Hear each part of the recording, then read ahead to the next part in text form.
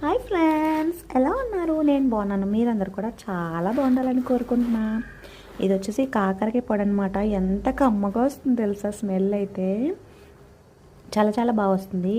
ఈసారి కర్రీ చేయకుండా ఎందుకు పౌడర్ చేశానంటే, కొంచెం రెయినీ సీజన్ కదా, కడుపులో పురుగులు అవి వస్తూ ఉంటాయి, స్వీట్స్ అవి తింటూ ఉంటాం.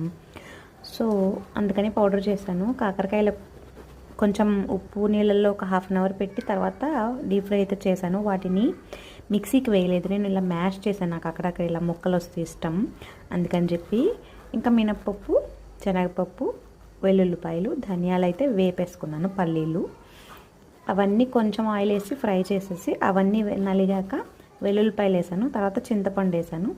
తర్వాత కాకరకాయని దీన్ని కలిపేసాను అంతే, ఉప్పేసి. చాలా టేస్టీగా ఉంది, చాలా చాలా బాగుంది. కాకరకాయ పొడి అని పిల్లలు చెప్తే కానీ తెలియదు, ఈ గింజలు చూస్తే తెలుస్తుంది అంతే.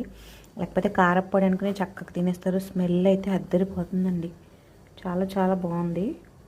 టేస్ట్ కూడా స్పైసీగా ఉంది, కొంచెం కారం కారంగా చాలా బాగుంది. మీరు కూడా ట్రై చేయండి. Please like, share, comment and subscribe. Thank you, bye bye. చూడండి, వేడిగా అన్నం, మనం ఇప్పుడే చేసుకున్న పౌడర్ కాకరకాయ పొడి, ఓకే, లో కాచిన నెయ్యి కొంచెం వేసుకుని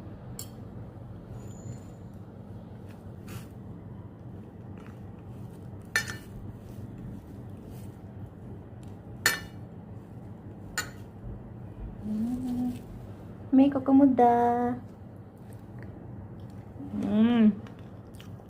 సూపర్. గింజలు అక్కడక్కడ తగులుతూ స్పైసీగా కొంచెం పుల్లగా, చూడండి కచ్చాపచ్చ వేసుకుంటా ఈ పప్పులు తగులుతూ సూపర్ టేస్ట్ ఉంది. నేను చేశానని కాదు కానీ మీరు కూడా ట్రై చేయండి. ఈ రైనీ సీజన్ చాలా మంచిది. బాయ్.